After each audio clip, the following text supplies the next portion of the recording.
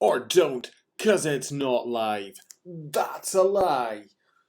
Really should fix those credits. Couldn't be annoyed doing fancier credits. Just ran with the ones that were there. Who was I to remember that it said live, stand by for live transmission?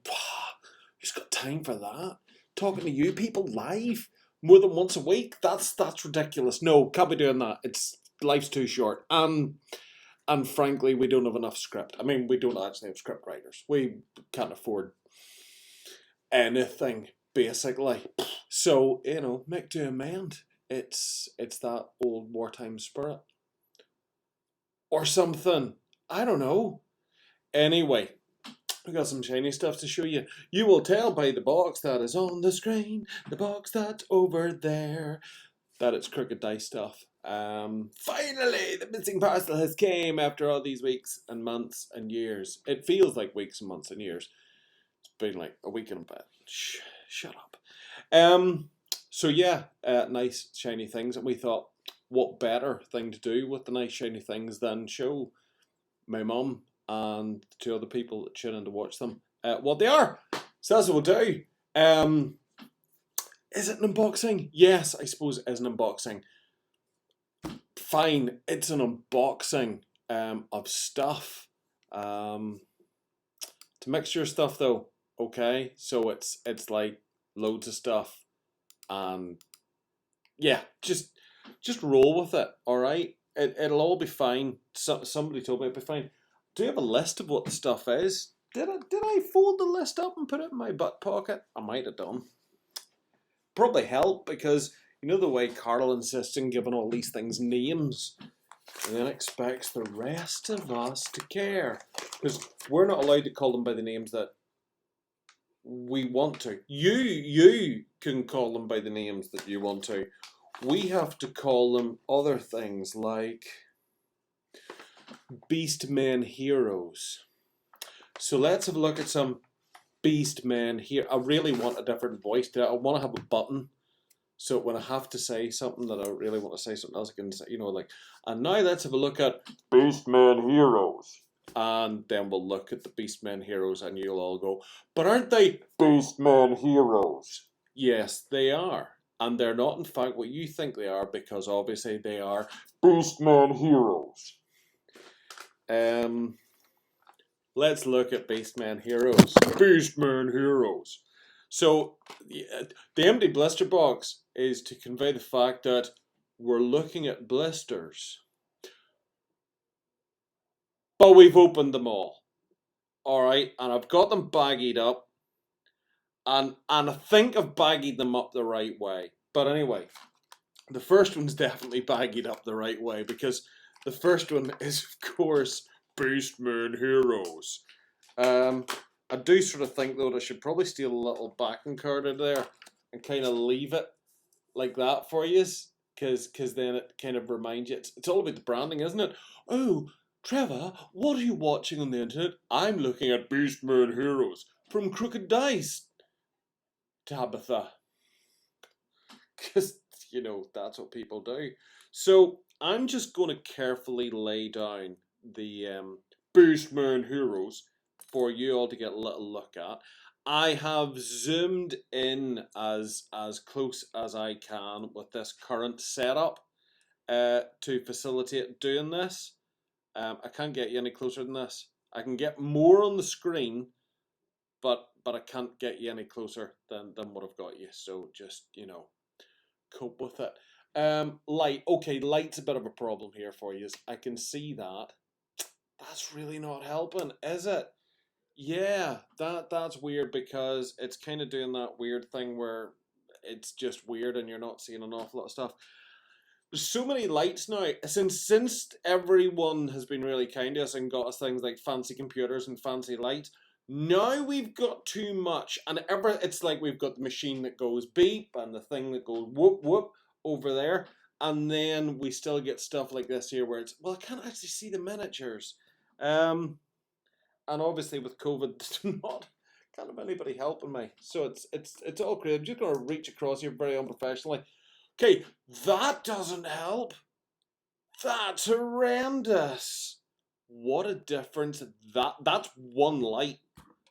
And like there's 6 on in here, and it's as if the world was just plunged into darkness. And now, oh, hang on, you can adjust this light. You could with that. Okay, you could no. The computer's screaming at you have used too much power. Well, there we go. We can do weird things with this light. We can like change the type of the light. Weird. Why do you need to do that? I don't know. That's really not very helpful.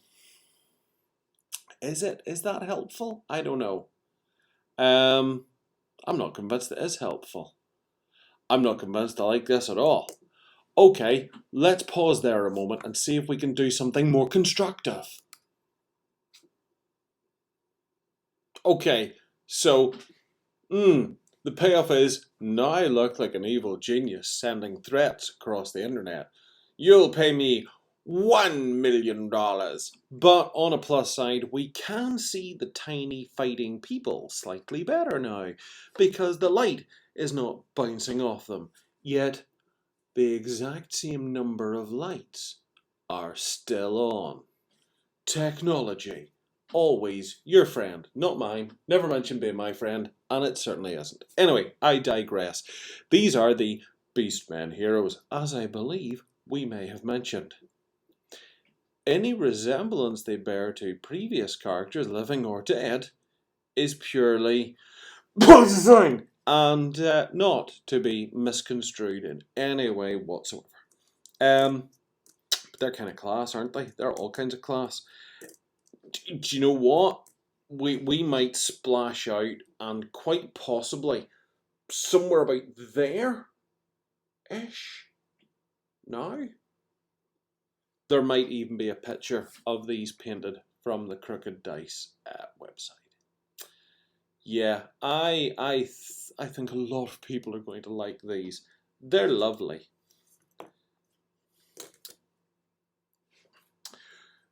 Shall we look at something else? Let's look at something else. Now, remember I said I'd put these all in the baggies? I suppose, really, being the sensible boy, I should put them back into the baggie.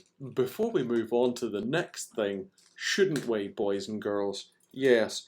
Now, can you imagine what the next thing is? Can you? Can you really? Oh, we know a song about that, but we're not going to sing it because nobody else is here except me and nobody cares. And with that in mind, let's look at some Beastmen villains.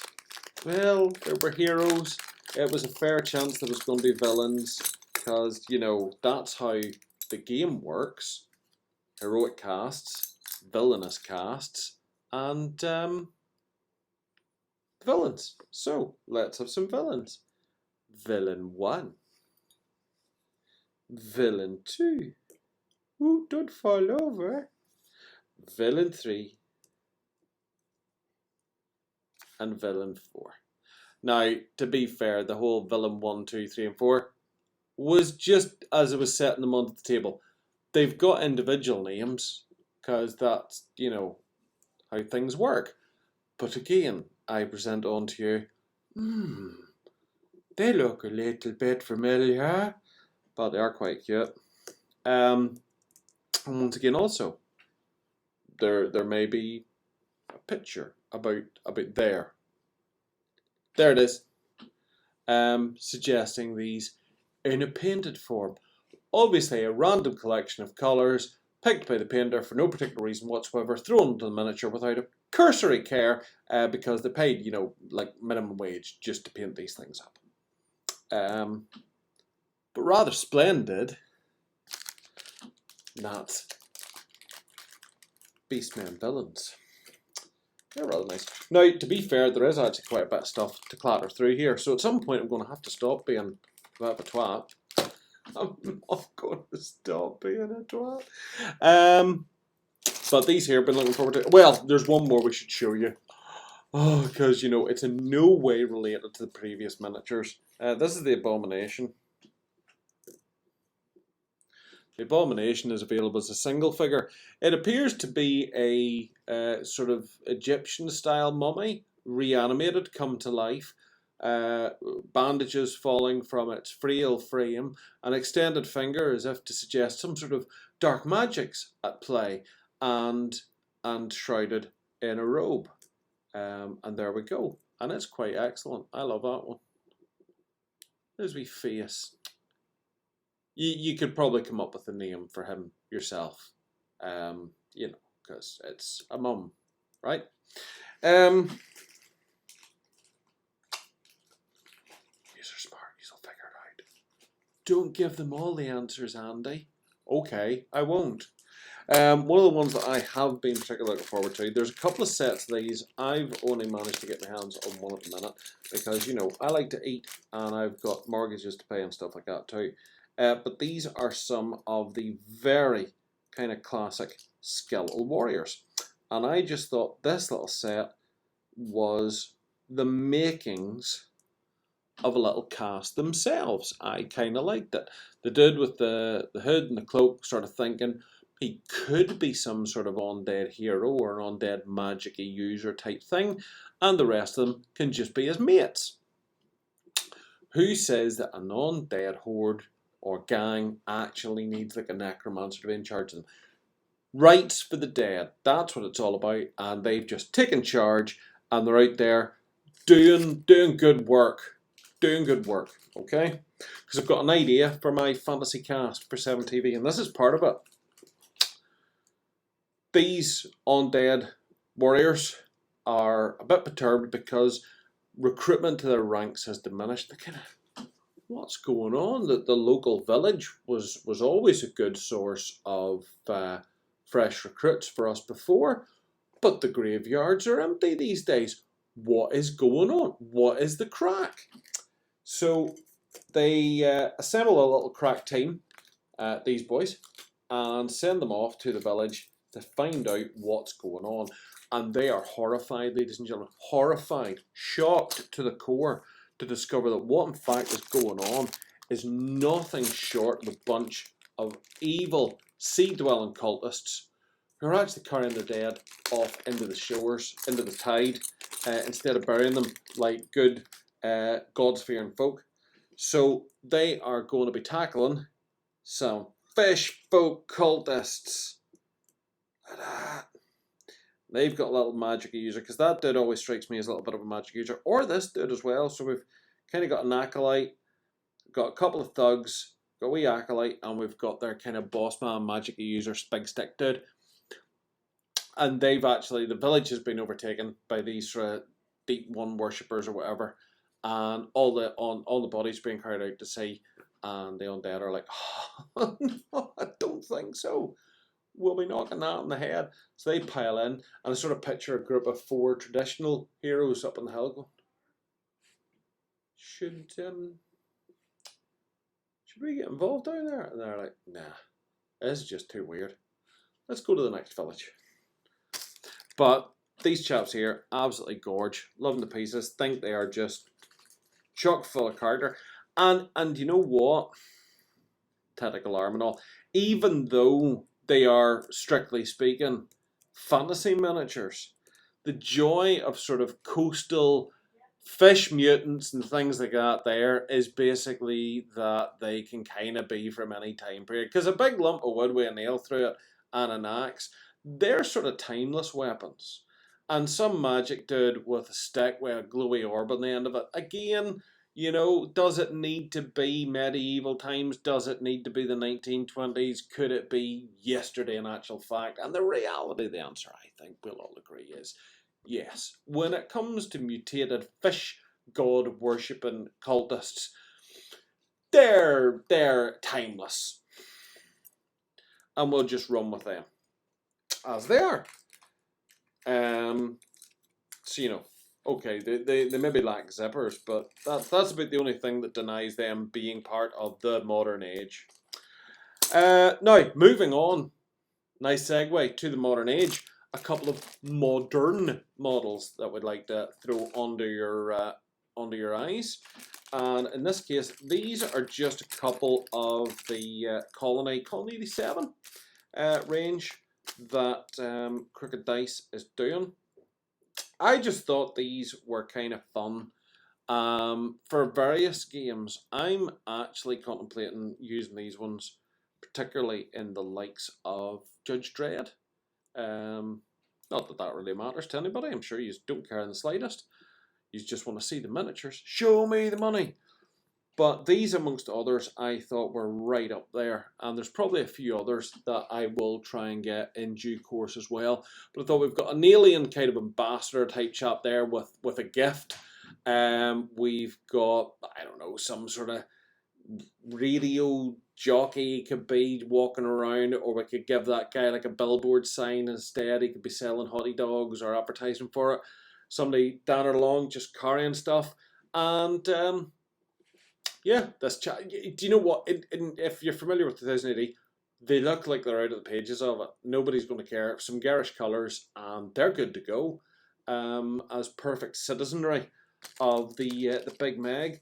There's a whole host of minis that CD's doing along those lines. So if you're looking for something a little bit different, a little bit more variation, maybe a few more non-coms, they are definitely worth checking out. On the same sort of thread then, what we got sent was a couple of resin vehicles. Okay, now they are essentially the same vehicle chassis with a couple of little changes. And we'll pop them out for you. There's not a lot of parts to them, but they're very clean, very crisp little casts, these. So this is the bottom engine jets for one of the cars.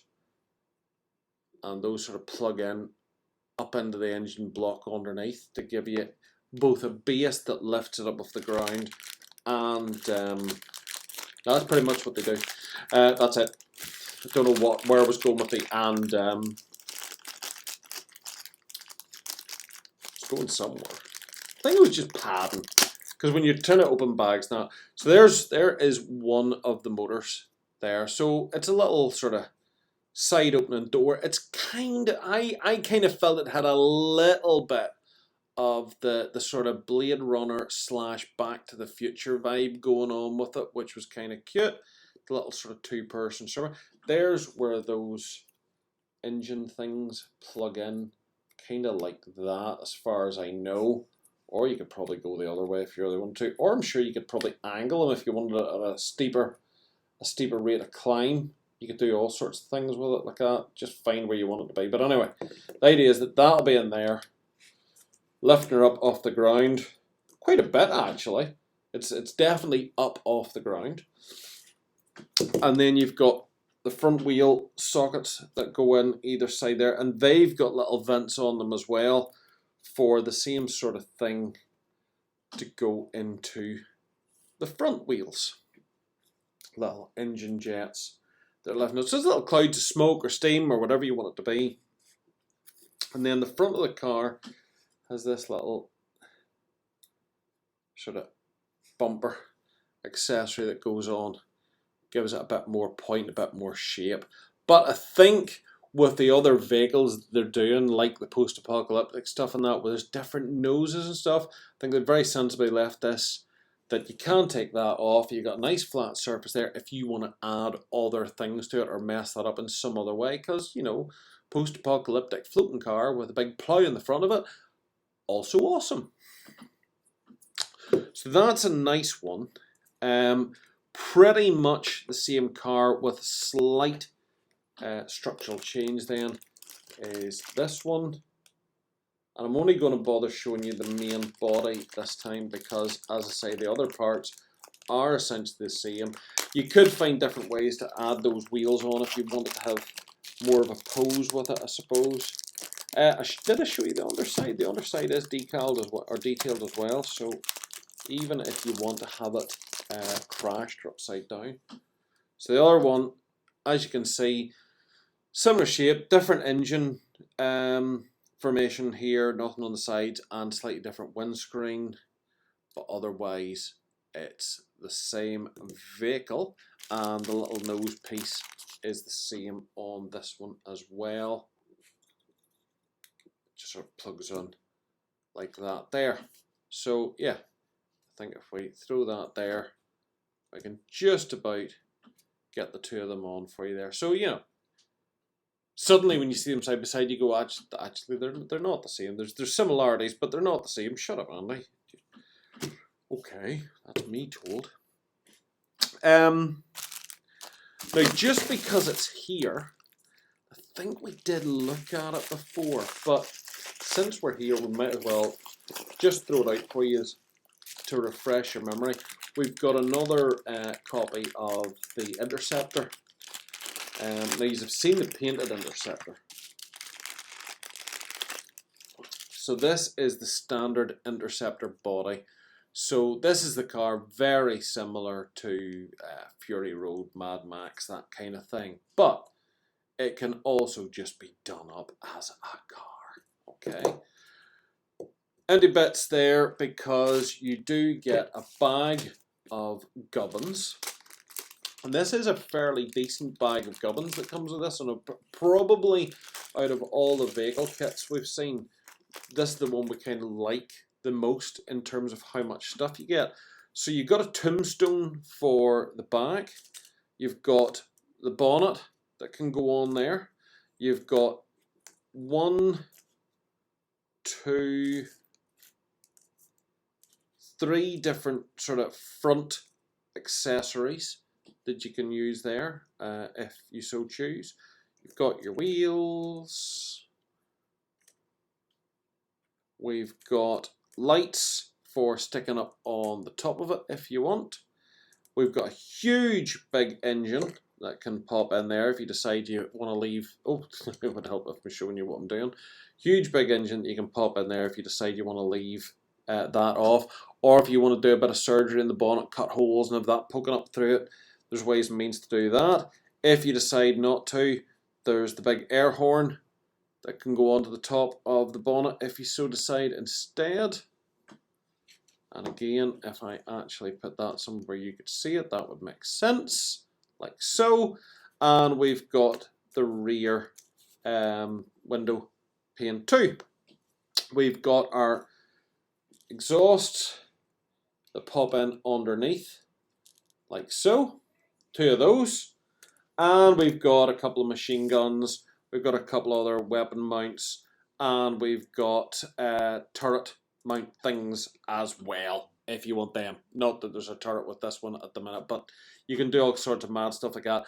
You can also get another accessory pack for stowage, which gives you options for putting into the boot there, which is like fuel barrels, drums, oxy tanks, things like that there. So there's an awful lot of fun can be had with that little kit. As we say, out of all those sorts of kits that we have looked at, that so far I think knocks the rest of them, in our humble opinion, it knocks the rest of them out of the park, frankly. I'm going to tidy up because that's going to take a minute or two to tidy up, so we'll just do one of those cut things, okay? Back once again. Don't have to do it when you do cuts. A couple other wee ones that we just wanted to show you quickly before we call it a night, because we've got our stuff to do. A couple of the paranormal investigators that we managed to pick up this time around too. This time with the slime tank kind of accessory for the back. So that's, yeah, that's nice. Wee patches and all on the shoulders, lots of good decal there. And we have our little one here with sort of the monitor having a hoke about. See, listen, can you smell something? There. Cute, like those. And then this lady here. I've no idea what she's supposed to represent, frankly. Something fell. Something fell in the room. That was weird. Yeah, she's got some sort of flamethrower and a jumpsuit. I don't know. I'm sure she kind of represents something to somebody. It's all alien to me. Thank you. I'm here all week. And yeah, that's pretty much it. There's a couple of wee bits, but they're kind of on their own. So I think to sort of show you them, it would be a little bit disappointing because you're kind of like, oh, which range is that part of, Andy? And I'm like, oh, you know, one of them. So there you go. That was just. I'll just randomly move that around. I should have just left it alone. That's it. That's all we've got time for. It's also all that's sitting on my table that requires me actually showing it you. I thought there was more. I've maybe set something down. You know that way you get a horrible feeling that you've forgotten something. Like I'm supposed to be somewhere else right now. But anyway, who cares? You got to see something new. Go away now and watch something else. Or subscribe and watch our next video. Or watch any of our videos. They're all awesome. They're all awful. But they're also awesome in their own special, awful way of specialness. Which is awful. But subscribe. Or something. Because it's not like you've anything else to do. Thanks for watching. And we'll see you again sometime. Probably Saturday, if not before it, or after, depending on when this is uploaded. You know what I mean. Anyway, go away. Bye-bye.